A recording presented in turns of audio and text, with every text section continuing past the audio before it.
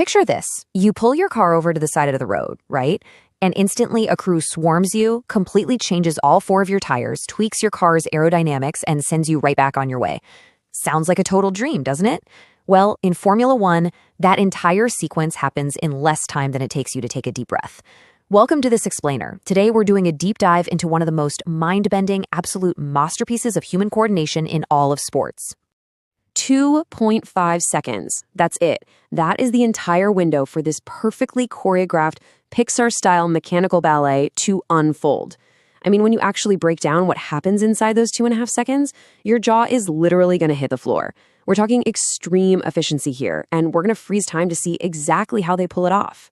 So let's jump right into our chronological breakdown with Section 1, the perfect pit entry. Okay, so before the car even comes to a stop, the driver faces some incredibly strict rules. Every single pit lane has a rigid speed limit. Now, on most standard circuits, that's capped at 80 kilometers an hour, roughly 50 miles per hour. But if you're on a tight, short layout like Monaco, that drops down to just 60. So to avoid wasting even a single millisecond, the driver has to brake as late as physically possible to hit that exact limit right at the entry line.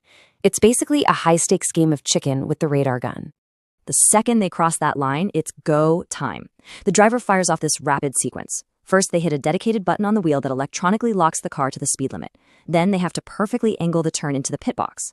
And finally, they line up the car with absolute pinpoint accuracy right underneath a physical mechanical arrow hanging there. And here's the kicker. If the driver overshoots that arrow even slightly, the entire pit crew literally has to step forward to compensate, which instantly burns valuable time. Moving right along to Section 2, lifting the F1 car. Now, let's freeze time the exact millisecond the car hits its mark. The contrast between what happens at the front and the rear of the car is just wild. Think about the front jock operator. Standing directly in front of a speeding F1 car takes some serious nerves of steel, right? They actually use the car's incoming momentum, catching just a bit of it from the nose cone for a massive one-move lift. The rear jock operator, though, totally different challenge. They have to wait a split fraction of a second to let the car actually pass them before they can slide their jack in and lift the back. And this brings us to a super tactile, physical reality of the stop. While the car is getting violently yanked into the air from the front and back, two stabilizers step in on the sides. Their one and only job is to just absorb the sudden, violent jolts of that lift. They physically hold the chassis to make sure the car stays perfectly aligned. Without these guys, the car would shudder, it would sway, and it would completely ruin the precision for the next step. All right, so the car is airborne. That means it's time for Section 3, the 15,000 RPM tire change. Just think about how this maps out. We've got 12 people perfectly positioned around the car with absolute pinpoint accuracy. That is 3 people dedicated to every single tire. You've got one person pulling the old tire off, one bringing the fresh rubber in, and one right in the absolute center holding the wheel gun. And honestly, even before the car stops, this entire 12-person crew is tracking its movement, completely syncing up their bodies to the machine. Now, if you've ever changed a flat on your daily driver, you know you're dealing with, 5 separate lug nuts? Forget that. Formula One completely throws that out the window. They use one single, highly engineered lock nut. It's precision manufactured with multiple poles so the crew's wheel gun can instantly lock onto it the absolute millisecond they get a chance. And speaking of that wheel gun, 15,000 RPM. Let that sink in. These custom guns require immense physical strength to operate. I mean, they spin with such violent, aggressive force that if the operator isn't totally braced and ready, that torque will literally rip the gun straight out of their hands. No joke. So to manage all that insane speed, the guns have this brilliant internal electronic logic, and it communicates right through an LED ring on the front. It's basically a closed-loop system of instant visual feedback.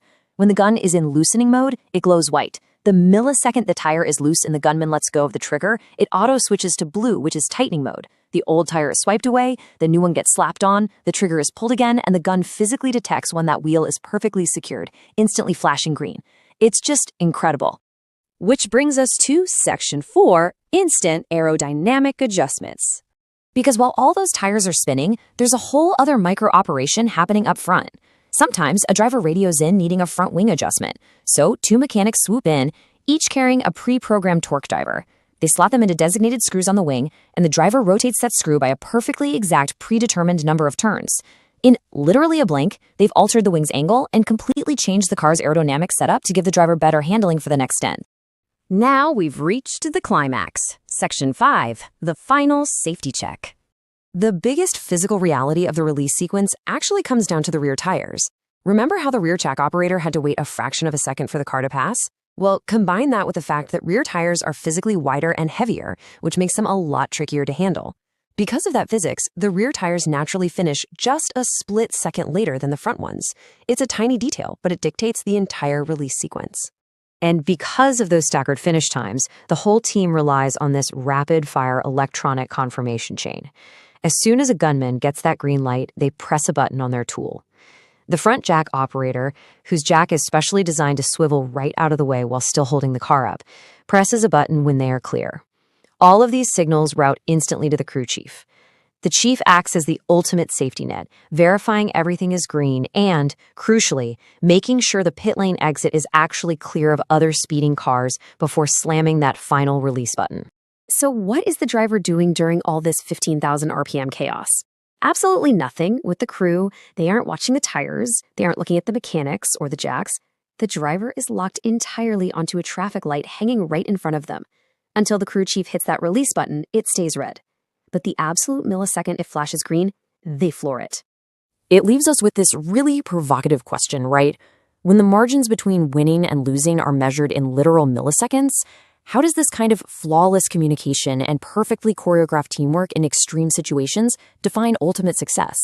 Because what we just broke down isn't just a bunch of mechanics turning wrenches. It is absolute synchronized perfection under the most extreme pressure imaginable. I really hope you enjoyed this deep dive into the sheer engineering and human performance of a 2.5-second pit stop. If you found this explainer as mind-blowing as I did, please make sure to like, subscribe, and share for more amazing explainers.